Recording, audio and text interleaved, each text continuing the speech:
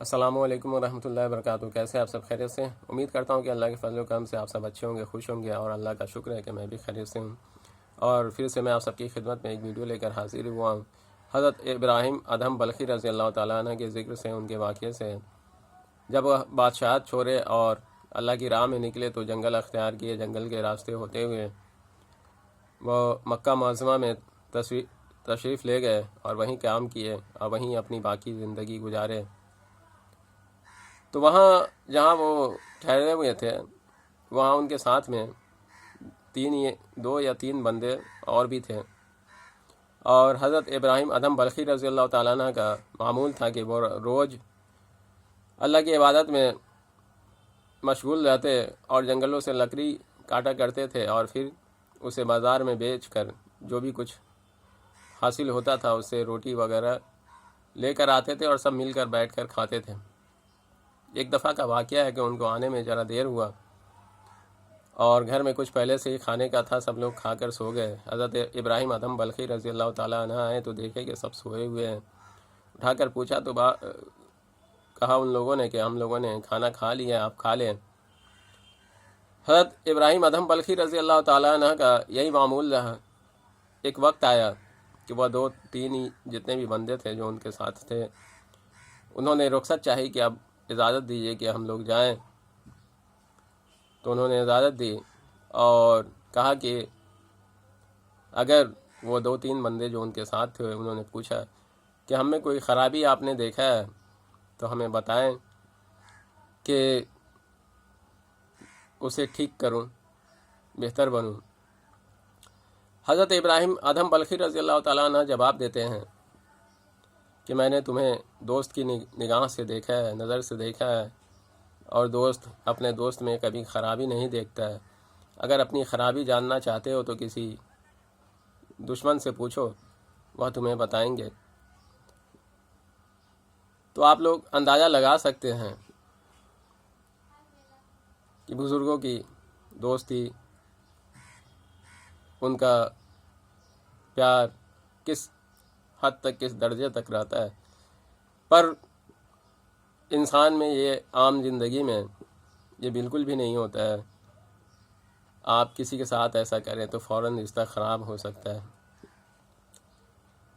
اور اس کے علاوہ کیا ہے کہ کسی پر کسی کو ترجیح نہیں دے سکتے ہیں۔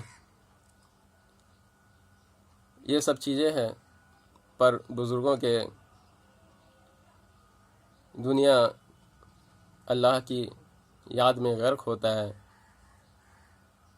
اور جو لوگ ان کے قریب ہوتے ہیں ان پہ رحمت ہوتی ہے، ان پہ کرم ہوتا ہے، اور دنیا میں اس کا بہت ہی الٹا اثر ہوتا ہے۔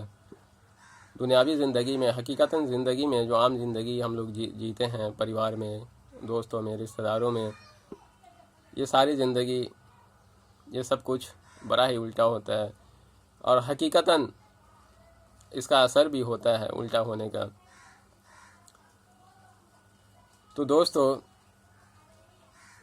حضرت ابراہیم ادھم بلخی رضی اللہ تعالیٰ عنہ کا یہ زبان سے نکلنا کہ میں نے تمہیں دوست کی نظر سے دیکھا ہے، خرابی جاننا چاہتے ہو تو کسی دشمن سے پوچھو، یہ بہت بڑا اشارہ کرتا ہے کہ جو ایک بار کسی کو اپنے دل میں جگہ دے تو وہ اس کے اندر کی خرابی نہیں دیکھتا ہے، اس کے اندر کی سب برائی اسے اچھی نظر آتی ہے۔ یہ صحیح بات ہے کہ اگر اپنی خرابی، اپنی برائی جاننی ہو تو ایسے لوگوں سے جانیں جو آپ کو دیکھنا پسند نہیں کرتے ہیں، جو آپ کو دیکھنا تک پسند نہیں کرتے ہیں۔ اس میں سے کچھ نہیں، زیادہ نہیں تو کچھ تو سچائی بھی ہوگی۔ ایسا نہیں کہ وہ سب غلط ہی بولے گا، جتنا خرابی بتائے گا وہ سب جھوٹ ہی ہوگا۔ پر دوستو، دنیا کا دستور ہے، اور دنیا کے حساب سے انسان اس میں ابھی زندگی جی رہا ہے۔ پہلے کا دور اور ابھی کے دور میں بہت فرق ہے۔ اور ایک چیز میں نے دیکھا ہے کہ آپ کسی کے ساتھ ہیں، اگر کوئی آپ سے قریبی ہے، اگر آپ کے کسی دشمن کے ساتھ یا کوئی کسی طرح کا مالی جانی کسی طرح کا حیرانی پریشانی کر رہا ہے یا کسی طرح کوئی نقصان پہنچا رہا ہے، اگر ایسا کوئی دوست ہے آپ کا یا قریبی ہے، رشتہ دار ہے، سگا ہے، سمبندھی ہے، اپنا ہے، پرایا ہے، کوئی بھی ہے جس سے آپ کا اچھا تعلق ہے اور آپ کی مخالفت کرنے والے آپ کے دشمن کے ساتھ بھی اٹھتا بیٹھتا ہے، تو اس سے ہرگز تعلق نہ رکھیں، کیونکہ یہ دن بدن خطرناک ہوتا جائے گا۔